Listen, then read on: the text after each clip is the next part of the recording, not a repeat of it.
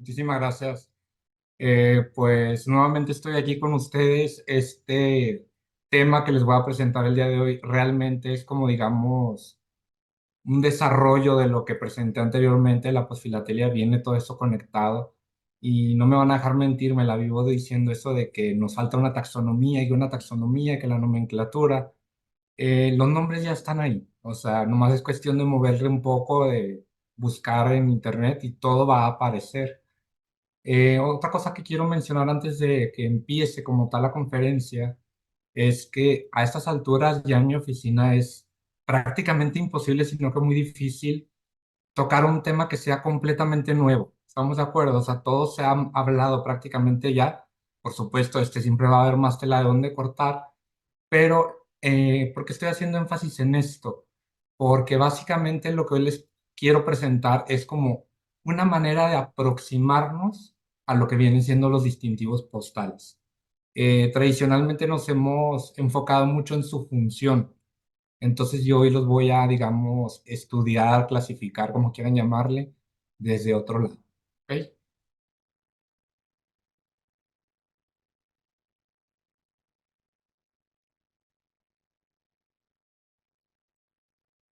Disculpen.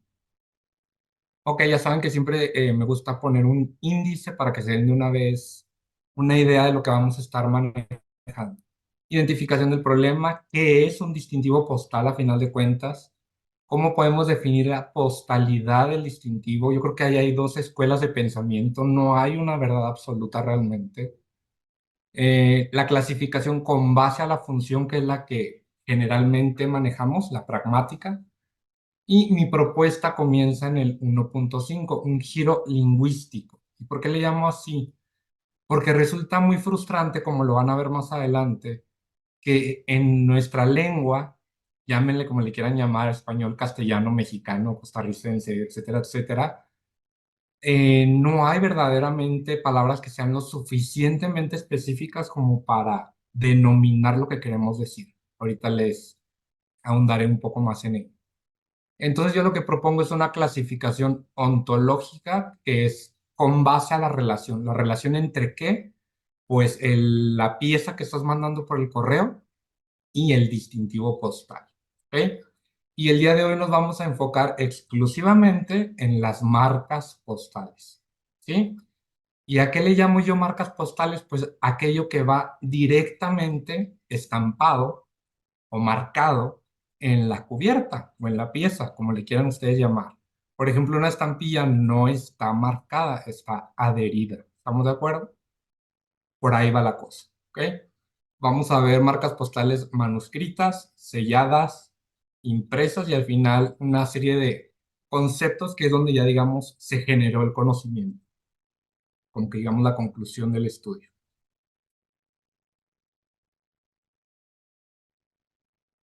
planteamiento. Ok, pues como les adelantaba, primero definir qué es un distintivo postal. ¿Ok? En la siguiente diapositiva les responderé de acuerdo a mí qué es un distintivo postal. Cómo la definimos, la postalidad, sobre todo cómo podemos categorizarlos y el caso particular de la lengua castellana. El día de hoy van a ver muy pocas ilustraciones en la que haya estampillas. Prácticamente todo va a ser o prefilatelia o posfilatelia, que ojalá que no esté Luis Fernando para que no me regañe, ¿verdad? Pero no va a haber sellos hoy. Está más en el lado de la marcofilia. Ok. Pues bueno, el distintivo postal, según, de acuerdo a mi criterio, depende de a quién le preguntes, ¿sí? Si le preguntas a un empleado postal, te va a decir prácticamente que es su instrumento de trabajo. Son signos que identifican tareas e instrucciones dentro del proceso operativo del correo, ¿ok? Para quien va y deposita la carta, es una garantía de que ese mensaje que él está depositando va a llegar a su destino, ¿ok? Y para el historiador postal son testimonios, ¿sí?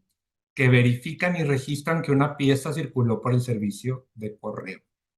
Yo le podría agregar incluso ahí para el historiador así a secas, el historiador a secas ve la pieza de manera holística. ¿Ok? ¿A qué me refiero con esto? Todo el contenido, ¿sí? no me interesa si es postal o no. También el mensaje, lo que va escrito, a veces nos puede contar muchísimas cosas y quienes no se detienen a leerlo se pueden perder de grandes sorpresas, de gran conocimiento, etcétera, etcétera, que no me lo van a creer. Bueno, a lo mejor sí, porque mucha gente lo ha notado. Incluso dentro del mensaje hay referencias al servicio postal en ese momento. Cuando se llega a uno a encontrar con ese tipo de referencias es maravilloso. Ok, entonces, ¿cómo es que podemos definir la postalidad del distintivo? Si tenemos aquí como que digamos esta serie de pasos, ¿sí? Desde el punto A hasta el punto B, tenemos que pues hay un momento, el primer momento es la creación, la emisión, digámoslo así. Puede ser que escribas una carta, puede ser que el correo emita un entero postal, etcétera, etcétera. Luego viene el despacho. ¿A qué nos referimos con despacho? Cuando llega usted a la ventanilla y dice, quiero enviar este paquete, esta pieza a tal lugar. ¿Ok? Desde esa oficina en la cual se deposita hasta la oficina más cercana del destinatario, tenemos la tercera etapa que es la conducción. ¿Ok? Eso está marcado por la ruta o el itinerario. Y también le podemos denominar tránsito. ¿Ok? Vean ustedes que tenemos aquí dos palabras que pueden confundirse fácilmente, la recepción y la entrega. Recepción es cuando llega a esa oficina que les acabo de mencionar, que corresponde al código postal, ¿sí? Y luego vendría lo que muchos denominan la última milla, the last mile, que es cuando el cartero le entrega en el domicilio del destinatario, pues ese efecto postal. Entonces, como ustedes pueden ver aquí, en amarillo, marco yo, ¿sí? O delimito, más bien dicho, los momentos en los cuales considero que se encuentra la postalidad. Sin embargo, tenemos algunas cuestiones limítrofes, ¿ok? Como diría Luis Fernando también, pero no es precisamente en el mismo sentido de la palabra. Si, por ejemplo, yo le anoto a la carta, ¿sí? No doblar, no engrapar, ¿ok? ¿Es un distintivo postal o no? Puede ser muy difícil de contestar esa pregunta porque a final de cuentas sí va a, de alguna manera, instruir o pedir a la persona que esté realizando la conducción que se le trate de tal o cualquier otra forma, ¿no? Lo hemos visto con el Do Not Bend, etcétera, etcétera, y a veces incluso pueden ser otras marcas como impresos, ¿no? Que no queda del todo claro quién fue el que las estampó. La clasificación pragmática que les vengo mencionando regularmente es la que empleamos, es la que conocemos, la marca de origen, la marca de tránsito, el fechador, etcétera, etcétera. Aquí les puse como ilustración las marcas Bishop, que son las que se reconocen como estrictamente hablando marcas postales, ¿sí? En el sentido de lo que comprendemos hoy en día por ello. Seguramente muchos de aquí recordarán aquella conferencia de El correo sin correos, ¿sí? Ahí nos hablan de muchos distintivos que no me atrevo a llamarles postales, pues porque todavía no existía como tal el sistema. Sin embargo, sí les podemos considerar hasta cierto punto como los ancestros. Incluso una manera en la que me pasó por la cabeza y que probablemente en algún momento lo haga es crear una genealogía. Básicamente se puede crear una genealogía de cómo es que van apareciendo todas estas marcas, distintivos y demás. Numerosos estudios y reglamentos pues ya nos han tratado de demarcar todas estas expresiones y testimonios de historia postal. Por eso les mencioné desde un principio que no pretendo que esto sea ni la verdad absoluta que venga a superar esa clasificación que hemos manejado desde toda la vida, sino simple y sencillamente una manera diferente de comprenderlo, de interpretarlo, de hacer el proceso cognitivo para que a lo mejor identifiquemos fenómenos que teníamos ahí en nuestras narices y que por no tenerlos como tal identificados pasan de lado.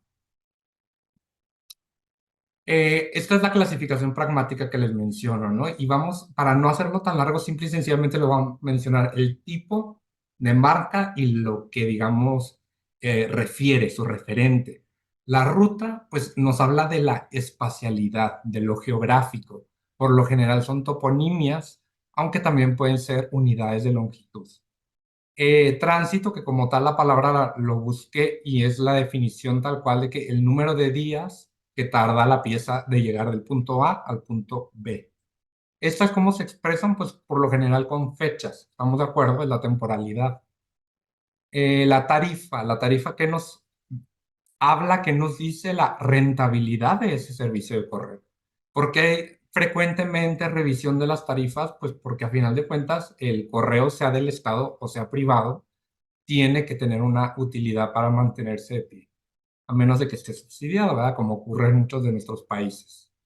Luego tenemos las marcas de servicio.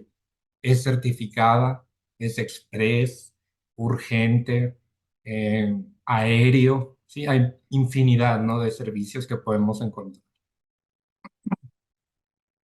Las de aviso son las que notifican, diría yo, que hagan de cuenta, yo al principio le puse servicio al cliente, pero no, me parece que está mal dicho. En este caso, es servicio al usuario o al emisor, ¿sí? Y aquí lo que le están avisando, valga la redundancia, es si hubo algún problema en la entrega de la pieza que envió. Esto sobre todo lo podemos detectar con la trazabilidad. Existe esa palabrita ya, el tracking, pues ya adoptamos el anglicismo trazabilidad para saber en qué parte de la ruta viene esa pieza que enviaste. A mí me ha tocado, por ejemplo, ya ven que siempre guardo los trackings. En una vez me tocó ver que habían anotado que el domicilio era un terreno baldío. No es cierto, no es un terreno baldío. Y lo regresaron a la oficina, pero después ya llegó a mis manos. Entonces, esas son esas cuestiones, ¿no?, que se pueden prestar ahí también. Por ejemplo, si venía en un avión y ese avión chocó, si el Zeppelin se quemó, etcétera, etcétera, todo eso va ahí. Luego vienen las de franquicia, y mucho ojo aquí con las de franquicia, porque aquí es donde digamos que entra el abogado del diablo, lo que les mencionaba hace rato de ese distintivo que puede agregar uno como emisor y que sí puede ser postal a lo mejor. En la época virreinal, desde la época de la colonia, en la Real Ordenanza se establece la figura como tal, lo menciona tal cual el sello negro. Y el sello negro era para rotular, identificar esa pieza como originada en una institución que gozaba de franquicia. ¿Y quién era el que estampaba ese sello negro? Pues la persona que lo estaba enviando, ¿sí? Entonces ahí tenemos un distintivo postal que lo es, sin lugar a dudas, que no es aplicado por un empleado postal, sino por el emisor. Ahora, ahí por supuesto, digamos, matiz que tendríamos que agregar es que esas son autoridades que están, digamos, reguladas bajo el marco legal del correo del país en cuestión. ¿Ok? Luego las auxiliares. ¿Ok? ¿Cómo nos encanta encontrar piezas del siglo XIX, por ejemplo, encaminadas, ¿no? Que algún agente la encaminó, de hecho la palabra correcta es conducción, ¿estamos de acuerdo? Y lo que, por ejemplo, les presenté hace unas semanas de esa pieza que fui como que, digamos, quitándole las capas, eso también es ese mismo fenómeno que en ese momento les dije y que lo sostengo todavía. Creo que el nombre apropiado es multimodal. ¿Ok? Luego tenemos las promocionales que nos abarcan un mundo. Sí, son muchísimas cosas las que pueden estar aquí incluidas. Instruyen, sugieren, promueven, informan novedades en el correo. El clásico, por ejemplo, que le ponen acá el día del cartero. El clásico use of your number coded stamps, de la cual les he hablado tanto. O hasta utilice el código postal. Esos se utilizaron muchísimo, ¿ok? Y si nos queremos ir más para atrás, podemos encontrar los Viva Fernando VII, los cuales publiqué un artículo en Amexfil ya hace algunos años también, y entra aquí. Esto es una metacomunicación. ¿A qué me refiero con esto? Es cuando es comunicación que está hablando del proceso comunicativo en sí mismo. Es como autorreferencial. ¿Ok? Ya nos empezamos a poner un poquito más profundos ya. Ahora, cuando lo quise eso llevar a un campo semántico, me quedó este pulpo. Si lo ven ustedes, es un pulpo y es muy difícil, digamos, seguirlo verdaderamente. Me di cuenta que se vuelve caótico. Entonces ahí es donde me entró como que la idea de qué manera puedo condensar todo esto, que se vea más prolijo, que sea más claro, que sea más, digamos, directo, que sea un proceso de abstracción. Hoy voy a estar utilizando mucho esa palabra, la abstracción, en el sentido semiótico de la palabra. Yo les he hablado mucho, por ejemplo, del sello. ¿Qué tanto lo podemos distorsionar y que siga siendo un sello? Pues más bien la palabra es abstraer. ¿Qué tanto lo podemos abstraer y todavía seguir reconociendo ahí un sello postal? ¿Ok? Aquí les pregunto a ustedes, este que es el concepto por excelencia del filatelista, ¿es sello porque está sellado en el sobre? ¿Es estampilla porque está estampada en el sobre? ¿O es timbre porque está timbrado en el sobre? El castellano no nos ayuda a distinguir los diversos métodos por medio de los cuales se pueden agregar marcas a esa pieza que está circulando. La transferencia de distintivos, como nos dice aquí, a la superficie de la cubierta carece por completo de una nomenclatura estandarizada y prácticamente en cada país, disculpen ustedes ahí el vulgarismo que voy a utilizar, pero las denominamos como nos da la gana. Y yo creo que eso viene desde un tema de que la estandarización que se vivió con la UPU no se enfocó tanto en el tema lingüístico, ¿ok? Obviamente se enfocaron en muchísimas otras cosas mucho más útiles, pero al menos para nosotros los filatelistas nos deja con esto que yo denomino frustraciones lexicográficas. Irte al diccionario de la Real Academia de la Lengua Española y darte cuenta que todas estas palabras son intercambiables, son sinónimos. Les voy a leer un par nomás para que se den una idea. Sellar, poner un sello a algo, estampar, imprimir, puro sinónimo. Estampar significa imprimir, sacar en estampas algo, timbrar, perdón, estampar en un timbre, un sello o un membrete. Imprimir, marcar en el papel o en otra materia las letras, caracteres gráficos mediante procedimientos adecuados. Todos son prácticamente sinónimos. O sea, no tenemos verdaderamente una manera de decir, ah, mira, esta es la palabra que más se ajusta. Sí, todas son intercambiables. Entonces, eso es lo que ha generado muchos temas de problemas de interdiscursividad, de intercambio de ideas. Y de repente hablamos de pruebas, hablamos de ensayo y resulta que en Colombia entienden algo, en México entienden otra cosa. El entero postal pasa exactamente lo mismo. Entonces, aquí que tenemos la oportunidad de estar en un foro que es tan internacional y que tenemos representantes de prácticamente todo Hispanoamérica, pues deberíamos de buscar que esa taxonomía que utilizamos esté en armonía, ¿no? Que nos estemos seguros de que nos estamos refiriendo a lo mismo.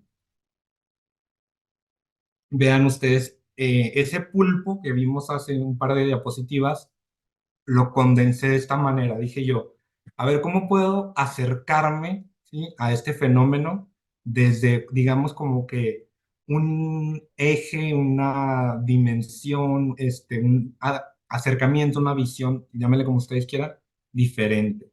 Pues bueno, vamos a tratar de categorizarlo, ¿sí?, con base a la relación que hay entre el distintivo y la cubierta, ¿ok? Entonces ya una vez que identifico esta relación, son tres grandes las grandes categorías que definí. Tenemos las marcas postales. ¿Cómo las podemos identificar y distinguir? Son aquellas que van directamente sobre el sobre, si estamos hablando de un sobre, y no hay manera de separarla del mismo sin destruirlo. ¿Ok?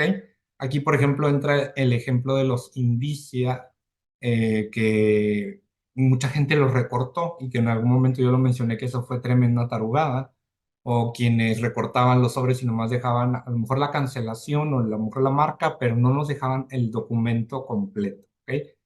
El adherible postal, en cambio, sí se puede separar de la cubierta porque está, como su nombre lo dice, adherido, está pegado, ya sea por un agente de pegamento tercero, porque sea la goma de la estampilla, engrudo, como se utilizó mucho tiempo acá en México, o por supuesto el fenómeno de las autoadhesivas que existen hoy en día. Y la tercera categoría es la de los adjuntos postales.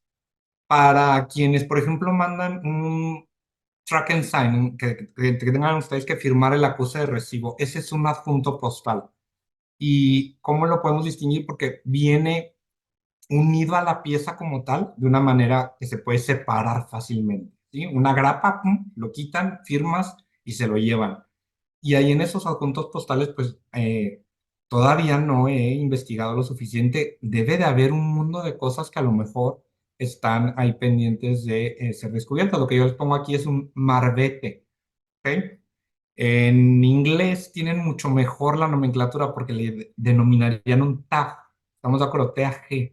Pero acá en México, bueno, en Hispanoamérica, si lo traduzco como tal, tag, me va a decir etiqueta. No es una etiqueta. Nosotros entendemos otra cosa por etiqueta. Membrete parece ser que puede ser la manera en la que podríamos estarle, o marbete, perdón, marbete es la manera en la que podríamos ahí denominar. Ok, entonces les dije desde un principio que hoy nos vamos a enfocar exclusivamente en las marcas postales, ¿sí? Hay tres maneras, ¿sí? De transferirlas a la cubierta.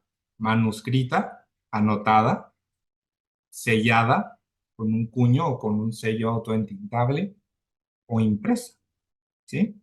Los enteros postales vienen impresos de origen. Y tenemos que, por ejemplo, en la sellada hay manualmente, hay mecanizada, en la impresa hay tradicional, o sea, impresión por imprenta, si lo denominan tal cual, en la UPU. La automatizada, de la cual se ha hablado bastante, la Inkjet Cancel, y la digital.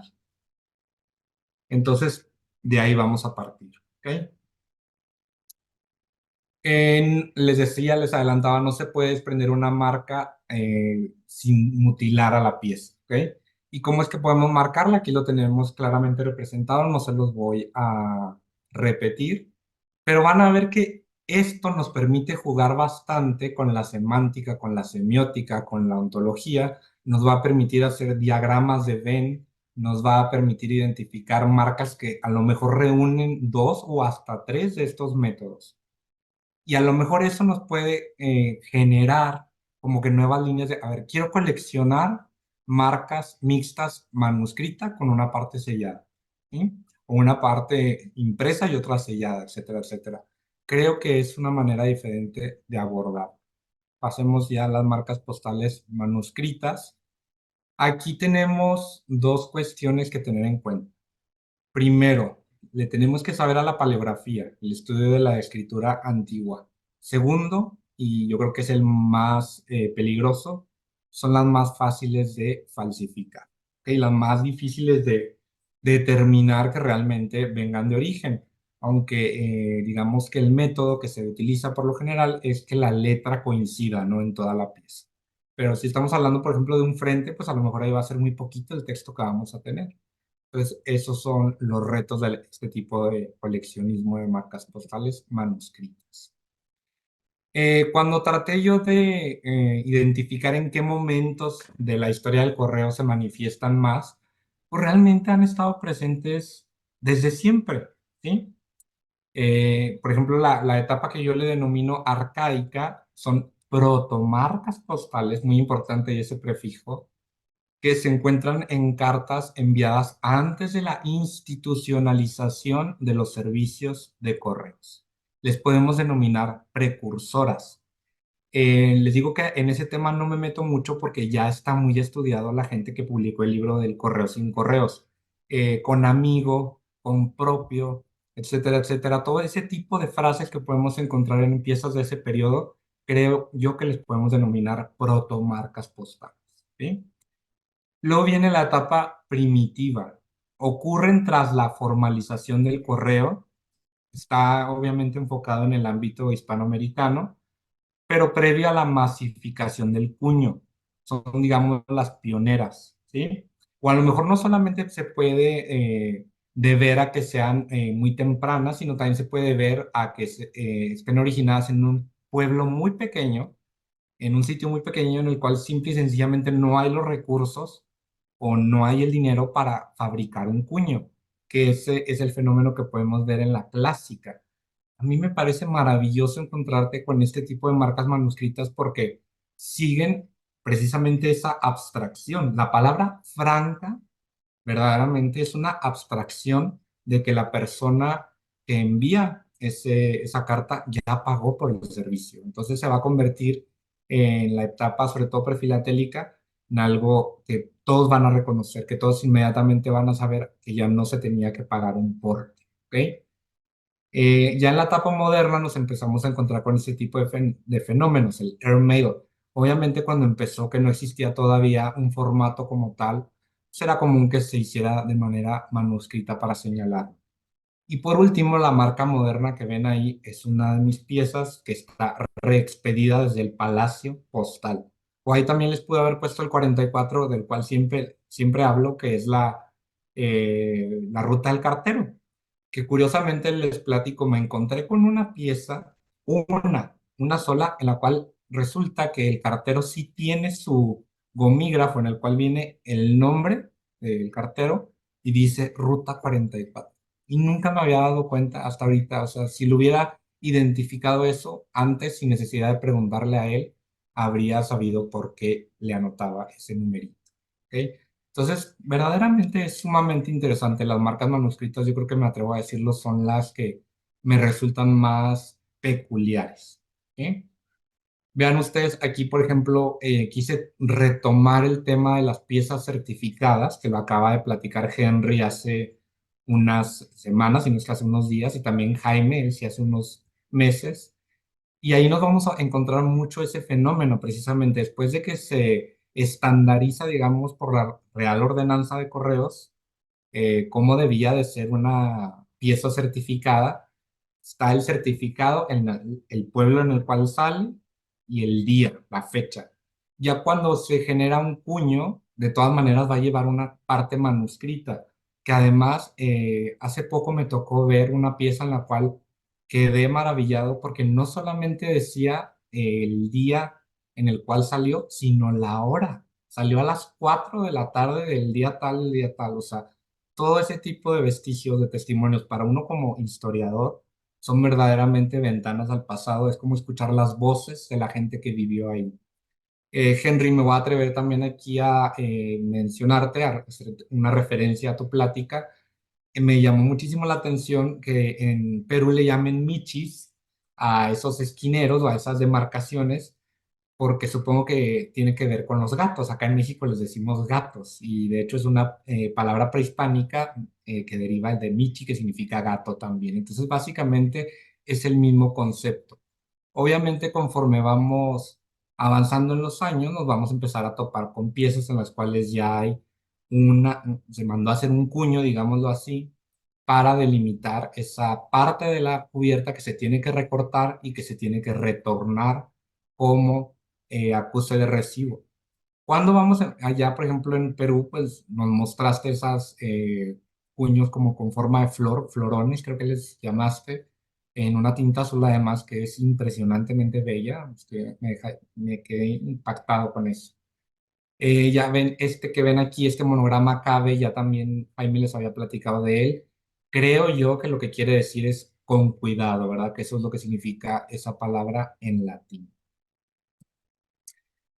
Y vean ustedes, esa pieza que les había mencionado ya en la etapa clásica, o sea, aquí ya existen los cuños desde bastante tiempo, es una pieza de 1845, pero sale de un pueblito tan chiquito que no tienen ellos el cuño, entonces el administrador de correos local pues, todo lo hace de manera manuscrita.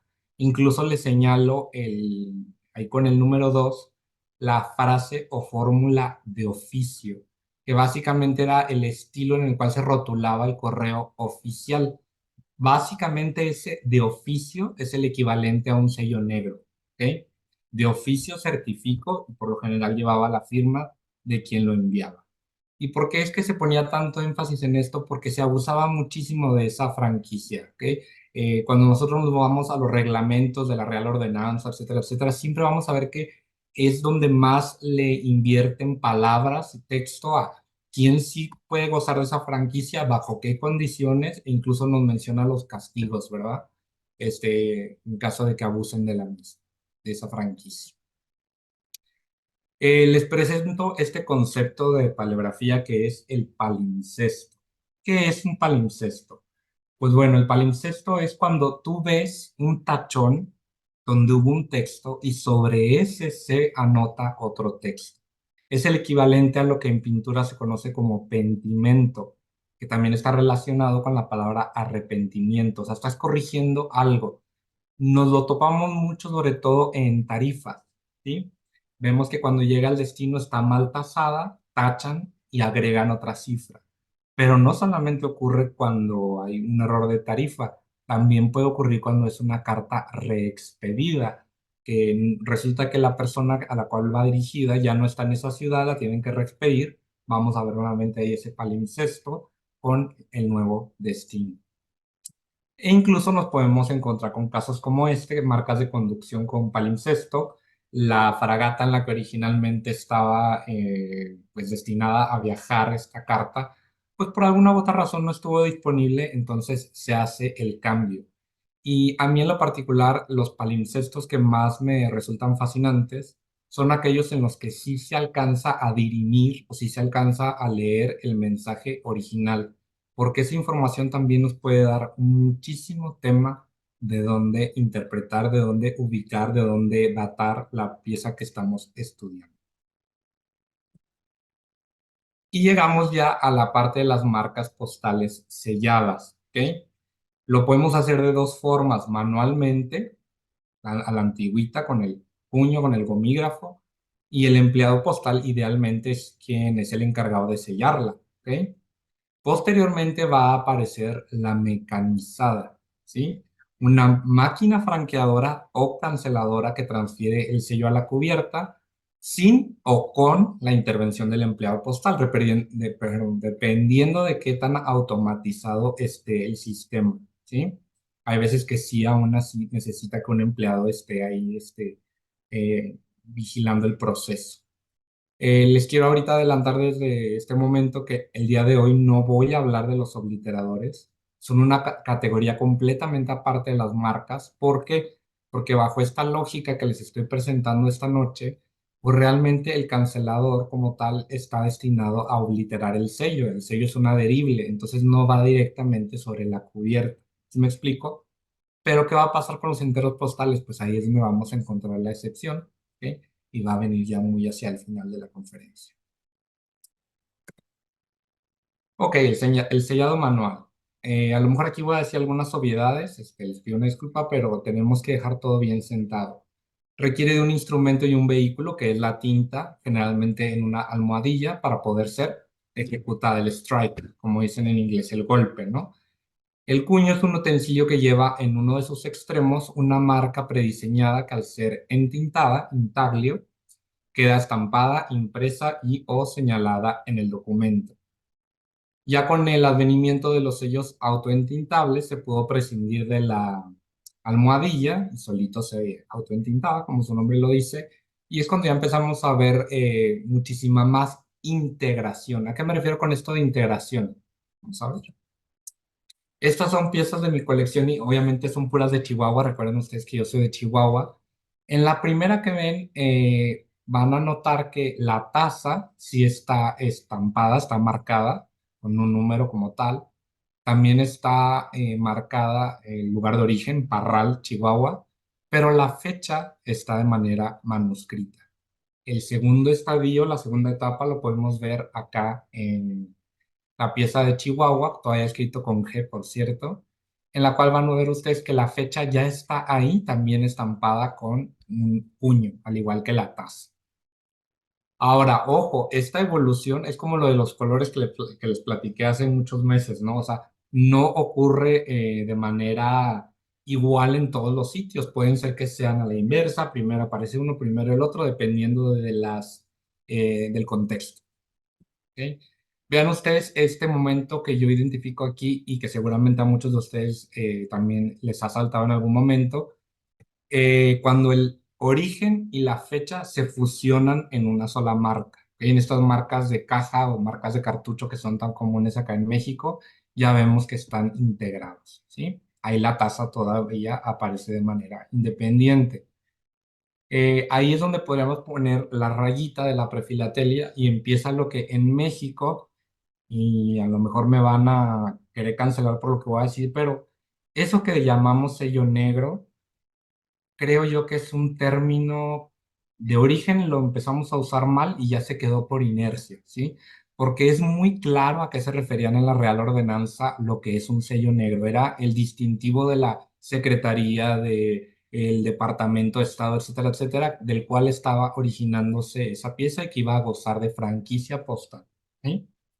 Y acá le empezamos a denominar sello negro a todas estas marcas de franqueo que se utilizaron bajo situaciones de emergencia, porque no había sellos postales a la mano, no había estampillas postales. Entonces, ahí hay un temita, ¿no? Son, a final de cuentas, marcas de franqueo.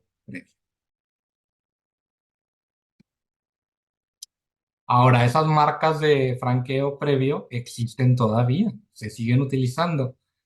Como pueden ver aquí, ¿por qué les puse el caso de España? Porque yo se los comenté el día de la prefilatelia. Es el único que les puedo garantizar así de empíricamente, porque me tocó ver a la empleada sellándolo manualmente. Es un sellado manual esto que vemos aquí, y básicamente lo que representa es que pagaste con efectivo en la oficina postal.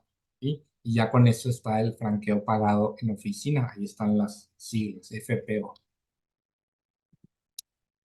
Pasemos al sellado mecanizado. Conforme fue incrementando, subiendo el volumen de las correspondencia que estaba circulando por el correo, se volvió imposible para los empleados mantener el ritmo, ¿no? Eran ya tantas cartas que no podían estar sellando ellos todo el día.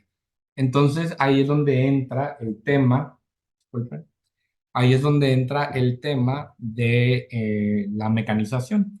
Y las primeras respuestas fueron las máquinas canceladoras que nos dieron como producto las marcas Duplex, de las cuales les mencioné. No voy a comentarlo hoy, no lo voy a platicar hoy hasta que lleguemos a la parte de adheribles, pero también los franquígrafos, ¿ok? Esta palabrita a mí me encantó, me fascinó, nunca la había escuchado. ¿Dónde la encontré? En un glosario de filatelia española. Por lo general les conocemos como impresiones de franqueo mecánico, etcétera, etcétera, pero franquígrafo creo que es una palabra bastante acertada para lo que estamos describiendo, ¿ok? Es un testimonio de franqueo y para no repetir la información, aquí tenemos un poco desglosado lo que se supone que debe de tener esa marca, ¿no? El lugar de origen y la fecha de depósito señalado dentro del círculo con el número uno. El país de origen, lo que les estoy mencionando aquí, mucho ojo, es la regulación o el reglamento de la UPU. A partir de 1920 es que ya se permiten este tipo de franqueos mecánicos, y ahí se estipuló que tenía que venir el nombre de país en letras latinas. ¿Lo cumplen todos los países? No, ¿verdad? De repente sí nos podemos encontrar con franqueos mecánicos que vienen en otro tipo de caracteres.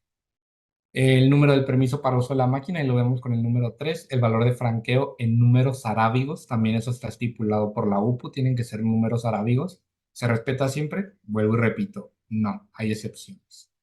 Y lo que vemos aquí en la parte, en la imagen inferior, es la bandeleta o emblema, o se le puede denominar de ambas formas. Incluso encontré la palabra impronta, ¿ok? Que también me gustó bastante. Y la 6 la encontré en el reglamento de la UPU también, y tuve que irme al diccionario porque jamás en la vida había escuchado esta palabra. Flámula publicitaria. Es, en este caso, por ejemplo, Cámara Nacional de Comercio, o puede ser un eslogan, puede ser como tal el logotipo de la empresa a la cual se le dio el registro. Eso es una flámula, ¿ok? Y si ustedes la buscan en el diccionario, les va a dar un sinónimo de otra palabra que es como una especie de insignia militar, pero está en el reglamento, o sea, verdaderamente desde la UPU así es como está denominado. Entonces yo creo que es el referente, la autoridad que tenemos para empezar a identificar estos nombres. Estos neologismos, que no son neologismos, han estado ahí siempre esas palabras. Lo que pasa es que no las hemos incorporado de lleno a nuestro argot filatélico. Ahora pasemos a las impresas, ¿ok?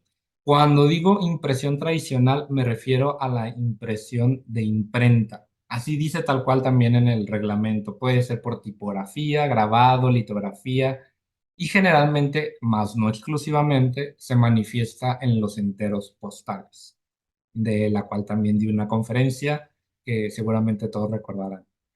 Luego viene la impresión automatizada. ¿De qué estamos hablando aquí con esto automatizado?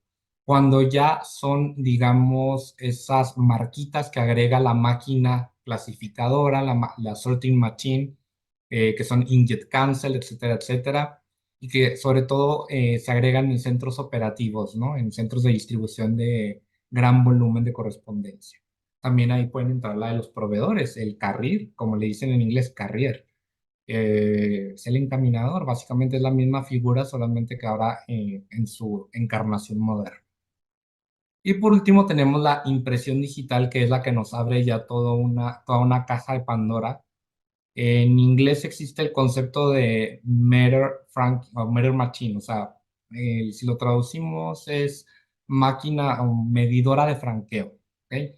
Que como tú dijiste una vez, Henry, lo tengo muy grabado de cuando di la conferencia de la posfilatelia, tienen la potestad, los vendedores de eBay o de Amazon, etcétera, etcétera, o quienes estén inscritos en esos programas, de ellos mismos imprimir en su casa, en su negocio, etcétera, etcétera, ese franqueo digital.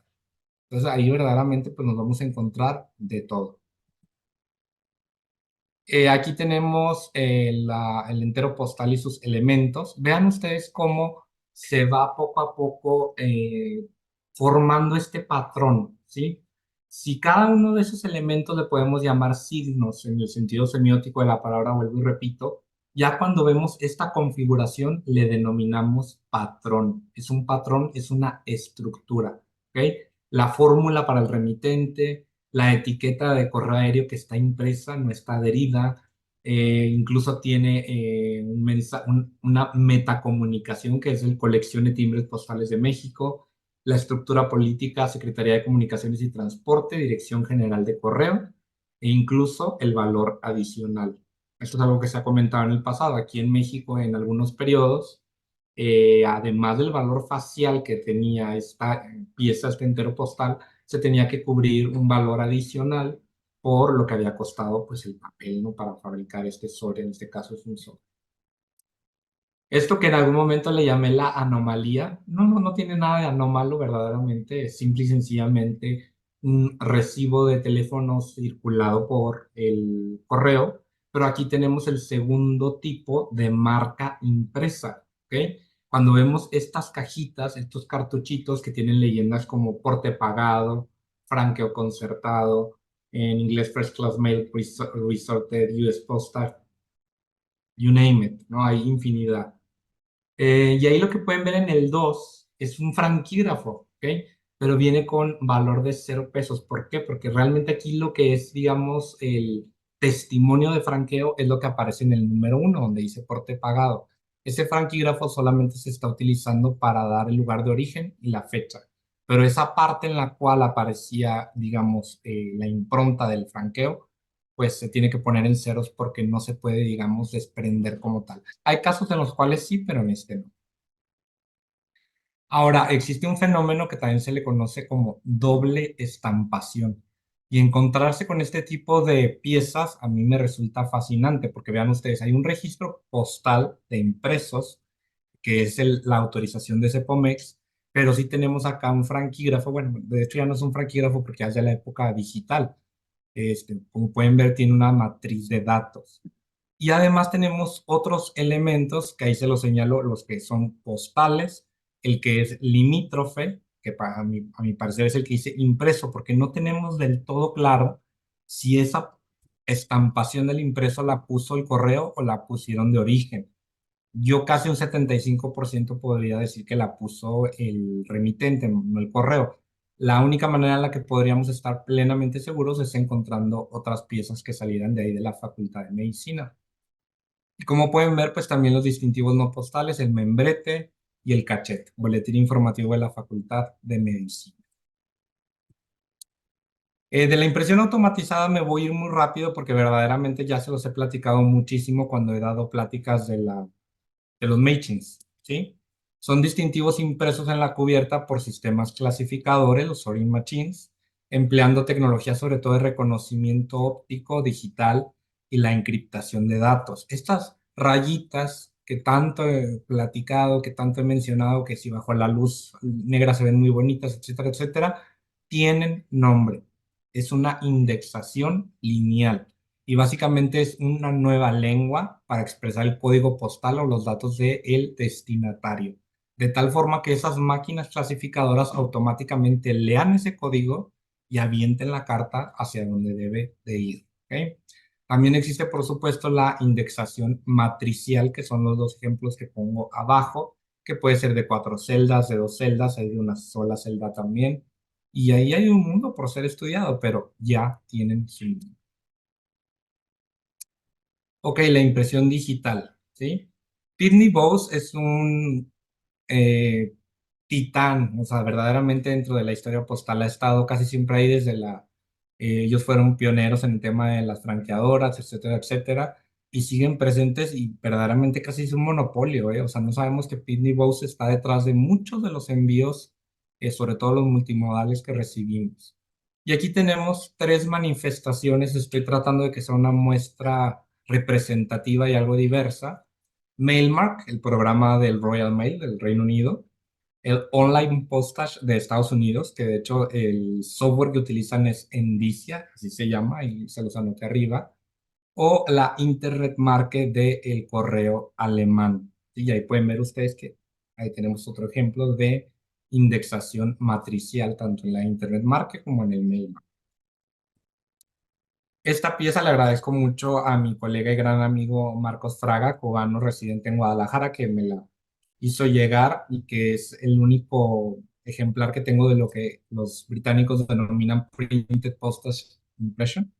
Parece que es una redundancia, mas no lo es. Y cuando yo me voy a buscar los manuales, porque hay una página que es Technical Royal Mail y ahí se encuentra uno todos los manuales en los cuales está especificado cómo debe de imprimirse, en qué color, cuáles son las dimensiones que debe de tener, etcétera, etcétera, etcétera. Es más, ya esto se pueden imprimir los sellos de Carlos III, usted los puede imprimir desde casa directamente sobre la cubierta.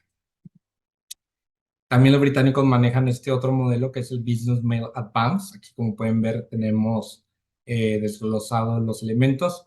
Yo sé que a veces no les gusta que ponga piezas que vienen dirigidas a mí, pues ni modo, es la que tengo a la mano, ¿verdad? Es la única que tengo con estas características, que se repiten muchísimo los datos que ya les he explicado o les he desglosado de las Horizon Labels y las Post and Go Stamps, ¿ok? Esas, por ejemplo, las vamos a revisar en la siguiente sesión en la parte 2. Y aquí empezamos ya con las conclusiones, ¿sí? Después de que me aventé toda esa categorización, que les digo desde un principio se los planteé, pues me di cuenta que podemos jugar bastante con las intersecciones, hacer diagramas de Venn, identificar fenómenos bellísimos, que a mi parecer son bellísimos. Por ejemplo, esas marcas que ya les mencioné que son tanto manuscritas como selladas. Aquí tenemos un fechador, bueno, perdón, una fecha escrita de manera manual. Tenemos el fechador ya integrado dentro de la toponimia y tenemos ahí una intersección en la cual todavía se anota la fecha de manera manuscrita. ¿Ok? Y vean ustedes, a esto le llamo yo la superposición postal. ¿Sí? Si lo que hiciéramos decir de una manera un poquito más coloquial, un enjambre postal prácticamente es la acumulación de distintivos postales en la misma parte de la pieza o efecto que estamos estudiando. Aquí lo que vemos en primer plano es el obliterador, luego vemos que hay una sobrecarga y abajo de eso está el indicium impreso. Esto es una tarjeta postal entera, ¿no? Una tarjeta entero postal. Además, esta pieza curiosamente tiene un palimpsesto, como pueden ver allá arriba, tacharon República, de República Mexicana, y pusieron Suiza, que es el país de destino. Les repito, en inglés esto le podríamos denominar layering, pero ahí ahora sí, en español encontramos una palabra, yo creo que es muchísimo más bonita, que es la superposición. Y podemos llevarlo un nivel más todavía. Cancelador, sobremarca, sobrecarga e indicium. ¿Qué es lo que le agregamos aquí de esta pieza a esta? Los revolucionarios que agregaban sus gomígrafos. Entonces aquí tenemos una superposición postal de 4 capas. ¿Ok?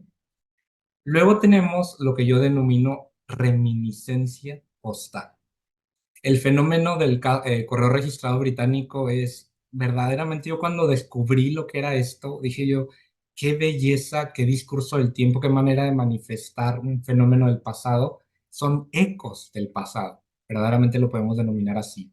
La correspondencia registrada iba encintada, como pueden ver en la primera imagen, y se hizo eso tan arraigado en el correo británico que los enteros postales los empezaron a imprimir con esa especie de encintado que ya venía en el diseño. ¿Ok? Y si lo traemos más a recientemente, vean ustedes, es una carta que va dirigida a nuestro estimado Alejandro Grossman del 89. Todavía siguen agregando esa tachita. ¿Ok? Creo que en tu charla, Henry, por ahí salió a relucir estas tachitas que se ven en el contexto británico. Pues bueno, aquí tenemos el trasfondo de por qué es que se observa y se sigue, bueno, ya no en la actualidad, ya no, pero se utilizaba esta cruz sobre las cartas registradas. Eso también lo podemos identificar y vuelvo a retomar el caso de nuestras piezas certificadas en el ámbito hispanoamericano, los michis que podemos ver allá en la etapa uno, la virreinal, manuscritos. Luego ya después que aparece en este caso el monograma Cabe en la etapa prefilatélica, sigue siendo virreinal. Y por último, ya en la etapa prefilatélica podemos ver que todavía se seguía viendo y, por ejemplo, utilizaban muy comúnmente canceladores mudos en forma de cero o de O, el sello de la oficina de la administración de correos y, por supuesto, también manuscritas, ¿verdad? Podemos encontrarnos. Entonces, aquí vemos otro caso de reminiscencia. ¿Cuándo es que se acaba esto? Pues va poco a poco dejándose de usar cuando entramos a la UPU, cada una de las naciones hispanoamericanas, y que tenemos que ajustarnos a ese patrón internacional de lo que era el certificado, que no era en sentido estricto el mismo que teníamos nosotros. Ahora, el atavismo postal. ¿Qué es atavismo? Atavismo es un fenómeno biológico por medio del cual ciertos fenotipos, ciertas manifestaciones genéticas saltan una generación y es cuando decimos que el niño abuele o que se parece más al abuelo que a los papás.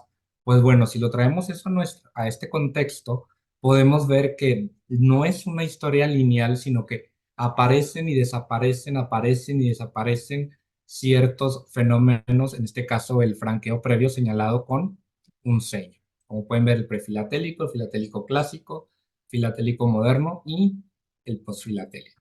¿Ok? Que hoy en día, pues ya saben perfectamente a qué me refiero con eso. Ya casi terminamos, ¿eh? Y lo que les dije, la palabra que iba a ser sumamente importante y con la cual voy a terminar de amarrar todas estas ideas que les he presentado el día de hoy, la abstracción postal. ¿Sí?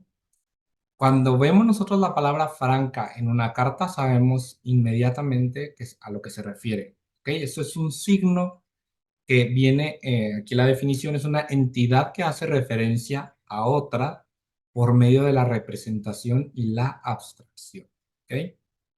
Ahora, un conjunto de signos nos van a generar un patrón. Son las fórmulas y estructuras recurrentes que se desarrollan dentro de un sistema dado. Y ahí el ejemplo por excelencia, por eso pongo esta pieza que presentó Henry hace unos días. Tiene muchas características que son prácticamente las mismas a las cubiertas, perdón, a los frentes que vemos acá en el ámbito novohispano. Y por último llegamos a un tercer estadio, un tercer periodo que es la universalidad. Cuando ya entra una reglamentación, una institucionalización a un nivel internacional que busca estandarizar, ¿sí? Y asegurar que todos los sistemas de correo estén alineados a ciertos parámetros. Este es un fenómeno también de la globalización. A veces tenemos la idea de que la globalización es algo del siglo XX, pero realmente no, la globalización viene desde muchísimo antes y por eso es que hoy en día, por ejemplo, podemos ir a una ciudad en China, una ciudad en Estados Unidos, una ciudad en Medio Oriente y la arquitectura va a ser prácticamente igual porque está globalizada. Pues bueno, en donde lo podemos ver en el sistema postal es este tipo de etiquetas que sí, en su momento yo me atrevía a señalarlas de feas, hablé del prejuicio estético, etcétera, etcétera, pero a final de cuentas siguen siendo signos dentro de un patrón y en este caso ya universalizados, incluso con una lengua franca. Entonces definitivamente son parte de nuestro objeto de estudio y nos van a dar para años, años, es un campo que nos va a dar muchísimas líneas de investigación. ¿Ok? ¿Qué va a pasar en la segunda parte de esta conferencia? Pues bueno, vamos a comenzar con la obliteración, que también puede ser manuscrita, como este horroroso caso que vemos aquí, sellada manualmente, mecánicamente, impresa, ¿sí? O preimpresa. ¿Cuáles son las preimpresas? Cuando ya viene el sello precancelado, ¿sí? Y vamos a hablar de qué son los adheribles postales. Y una vez que ya tenga yo explicado y planteado lo que son marcas y adheribles postales, voy a poder hacer muchísimas más intersecciones en esos diagramas de Venn en los que se manifiestan estas superposiciones, estas reminiscencias, estos atavismos y estas abstracciones. Hasta aquí llego el día de hoy. Espero que les haya gustado mi plática, que no haya estado muy rebuscada. Pues a final de cuentas es simple y sencillamente otro ejercicio de interpretación de estos fenómenos. Gracias, Carlos, muy interesante. Gracias, Henry. ¿Preguntas o comentarios para Carlos? Jorge. Jorge. Gracias, Carlos. Como siempre, eh, yendo más allá de lo que existe. Oye, una pregunta de algo que me llama la atención. Ujú. Eh, Tú estás, quizás no lo dijiste directamente, pero estás sugiriendo que que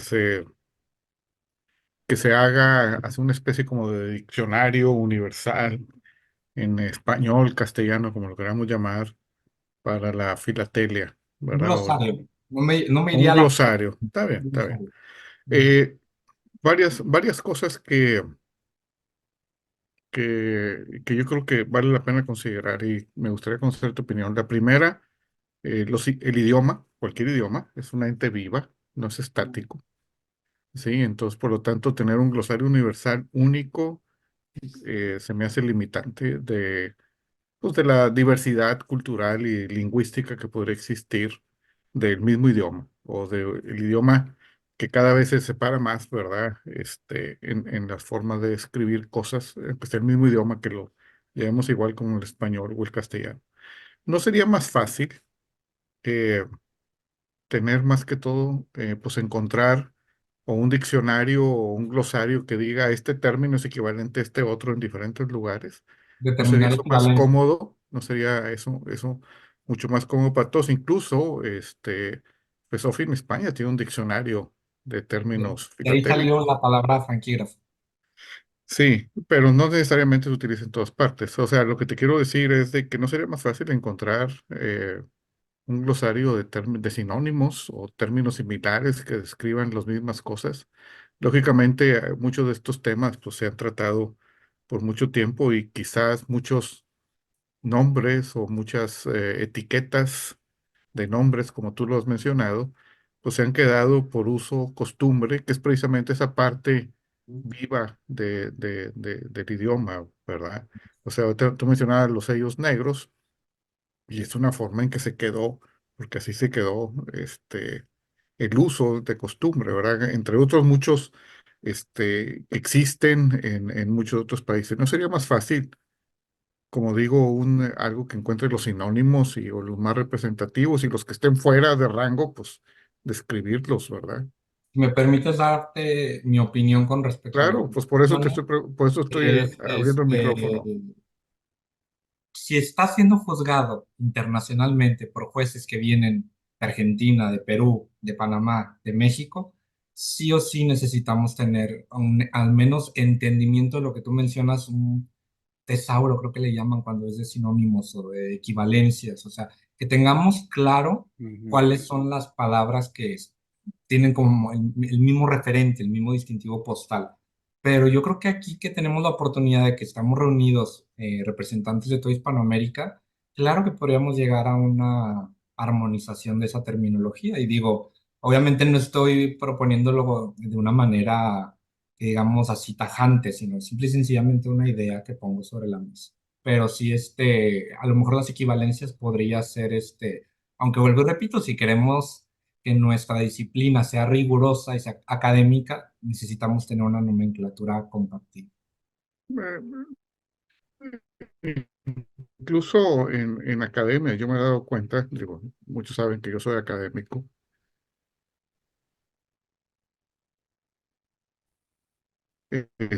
que no existe esa estandarización, y se refiere a esto, ¿verdad? Incluso, no sé si yo ya di esa charla aquí en mi oficina, pero me atrevería, porque alguna vez di una charla, creo que en el club local de nosotros, la diferencia entre sello, estampilla, Ujú, timbre, ¿verdad? me Creo que acuerdo. tú estuviste en esa ocasión, Carlos. Ujú.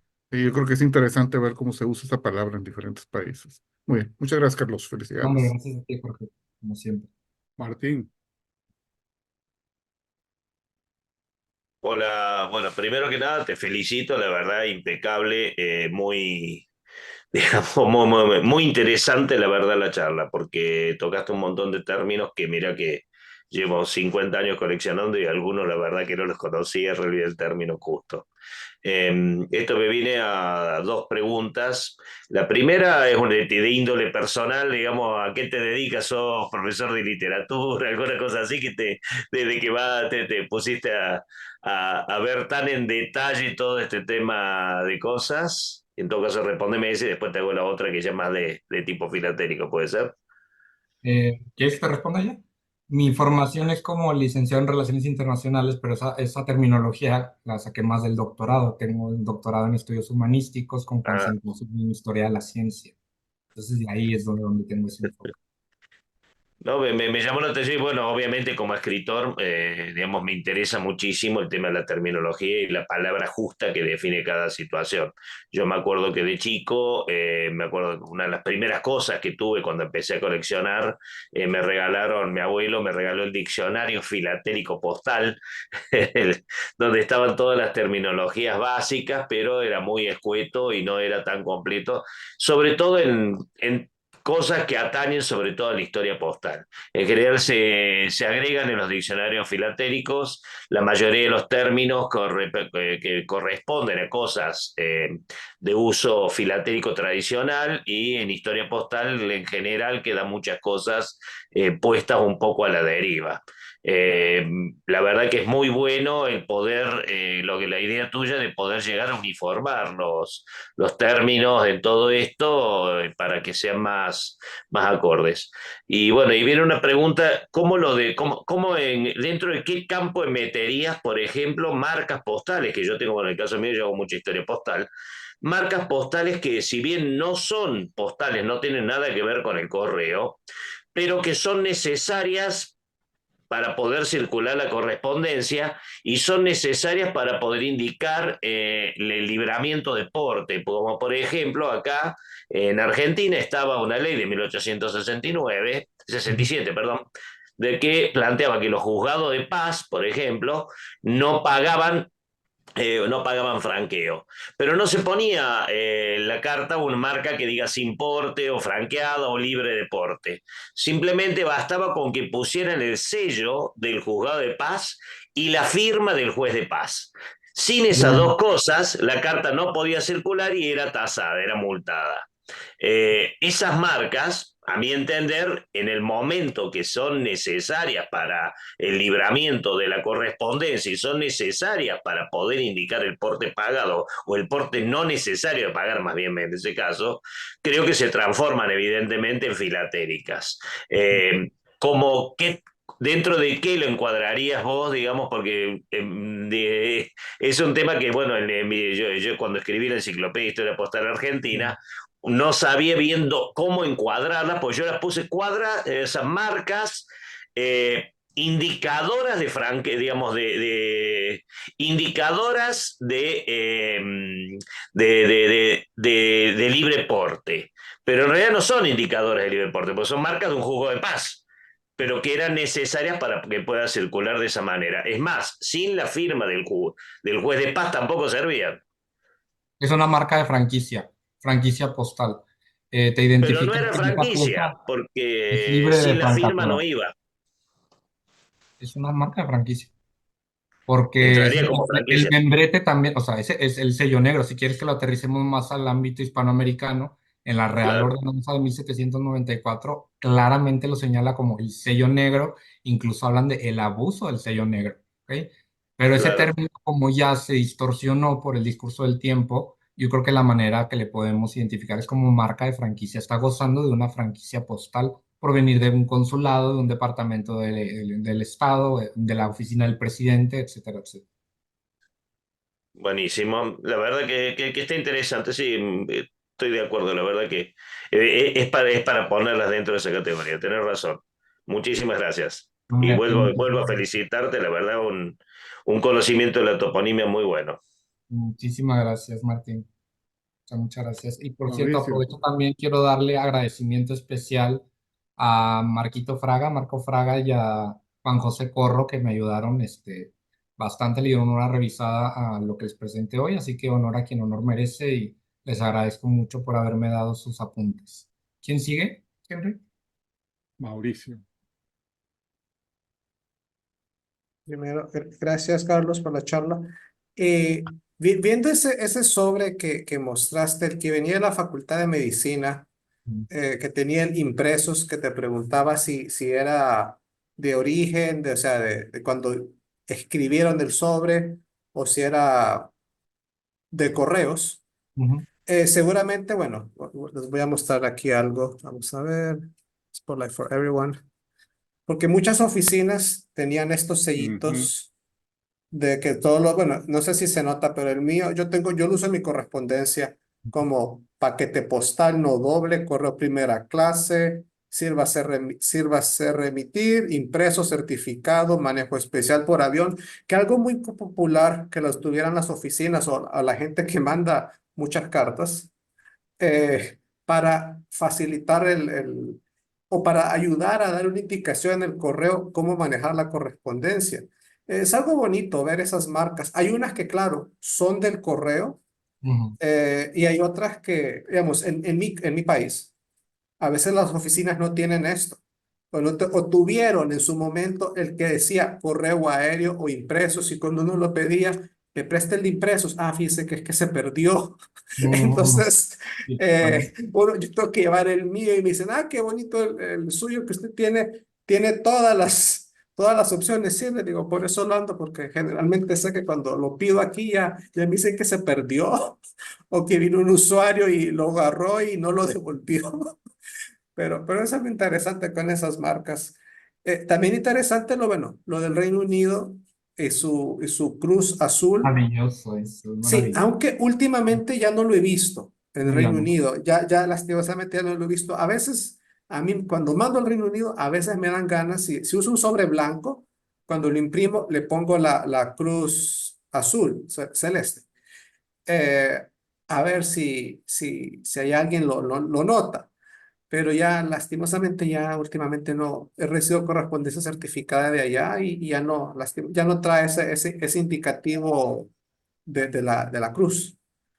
Fíjate Eh, que algo que he notado yo, ahora sí que ya vivo, ya no estoy en el departamento y que me recibía la correspondencia de los guardias, pues ahora sí tengo contacto directo con el cartero. ¿Saben dónde ponen la marca de recepción? En el acuse de recibo. Entonces ellos se llevan la marca de recepción y la pieza me la dejan sin ese distintivo. A lo mejor, pues le podría pedir, ¿no? Pero, por ejemplo, sí le he mencionado lo de que no me los engrape y me dice, no, pues sí, sí les decimos, pero no hacen caso. Entonces, realmente, pues son otros empleados los que hacen ese tipo de tareas. no, incluso, bueno, dependiendo, digamos, aquí las marcas de recepción, digamos, me puesto un sobre grande que me mandaron a mí recientemente.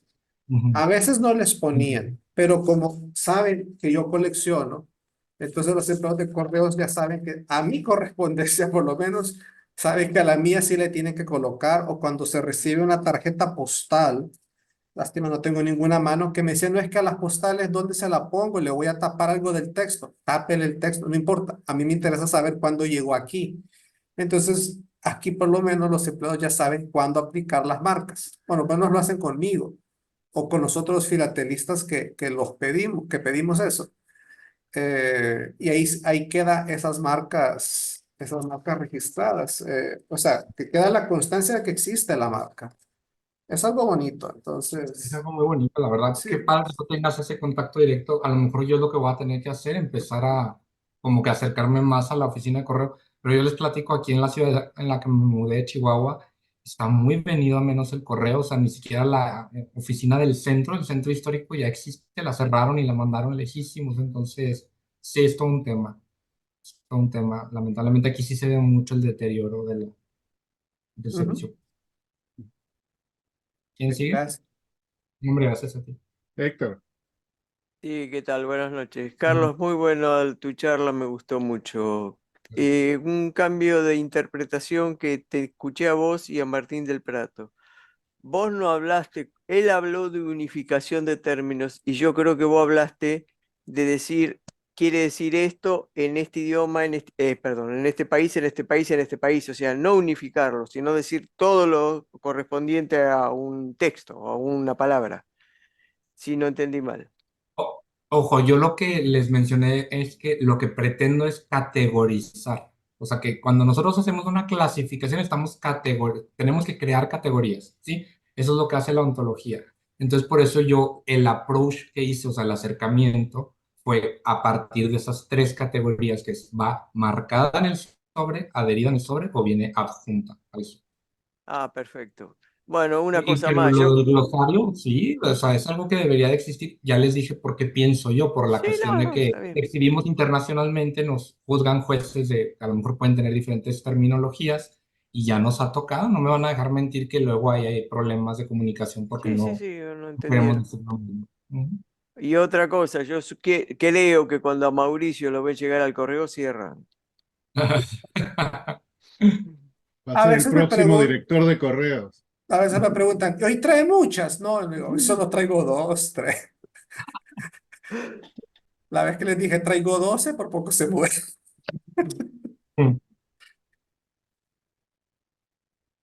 Ok.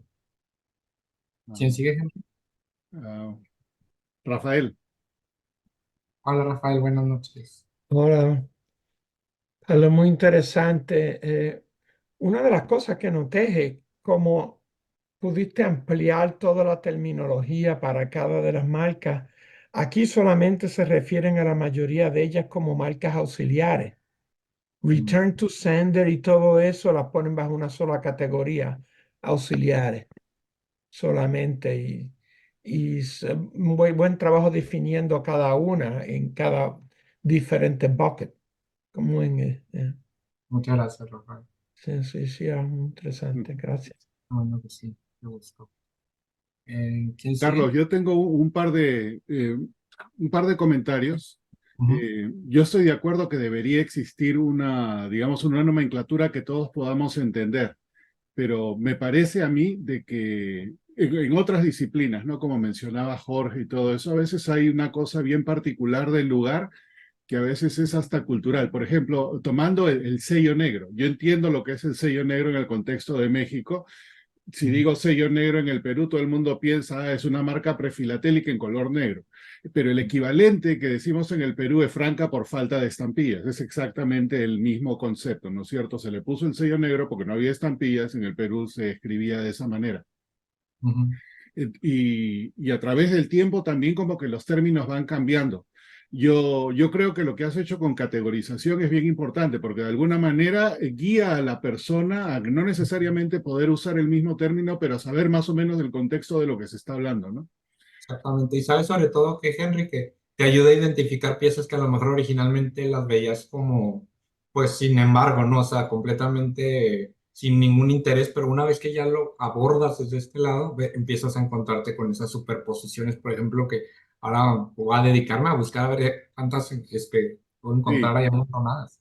Totalmente de acuerdo. Y no, uno no puede dejar de lado, creo yo, el componente cultural, porque hay idiomas que son bien directos y tratan de tener un término para todo, ¿no? O una cosa exacta.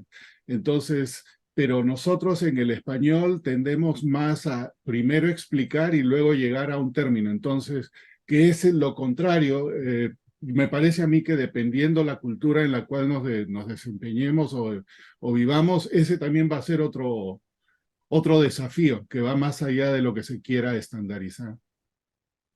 Es correcto. Muchas gracias por tus comentarios. ¿Alguien más? Yo otra vez. Bueno, Henry se me adelantó con lo último. Lo que te iba a comentar, Carlos, es que, bueno, yo sé que en el español y en nuestros países, o sea, aunque tenemos una lengua común, tenemos muchas diferencias. A diferencia del inglés, que tal vez no tiene tantas palabras para una cosa. Nosotros sí tenemos un montón de palabras, o sea, todos los que estamos aquí, y por eso a veces contamos cosas y que para algunos significa una cosa o nos Ujú, metemos en problemas porque usamos una palabra donde no debemos usarla. Y es lo que pasa en el español. Como en otros idiomas como inglés o francés o algo, que no existe esa variedad de palabras para la misma cosa. ujú. Es algo interesante. Por eso a veces, bueno, al principio yo no quería poner mi colección en inglés, pero después me dijeron, mira, ponlo en inglés, uno, a ver, todos los jurados hablan inglés, no todos hablan español. Y dos, la diversidad de términos no es tanta. Entonces en inglés vas al grano y punto. Y eso te facilita la vida en muchos aspectos. Pero sí es interesante, sí sería bueno un término de equivalencias. Yo me acuerdo en México, bueno, cuando yo decía un pliego y me decían que es un pliego, entendí que era una Manilla. planilla, una planilla. Ujú. Ajá, y somos vecinos, o sea, solo hay un país de por medio. Entonces, ya te imaginas todos los de aquí que somos de tantos países diferentes, todos los términos diferentes que tenemos o cuando yo vi la medalla, bueno, de Argentina, comisionado, yo que soy un comisario, ok, ya entendí. Entonces, así, Sí. Ah, que es tan variado, tan rico nuestro idioma, ujú. pero si no conoces todos los términos, te puedes confundir un poquito.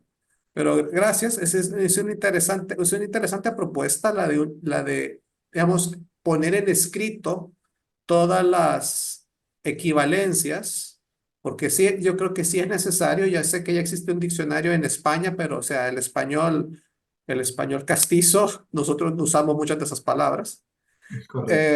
y usamos el español nuestro, o sea, el de América. Y sí sería bonito ver todas esas palabras para que todos sepamos qué es lo que significa.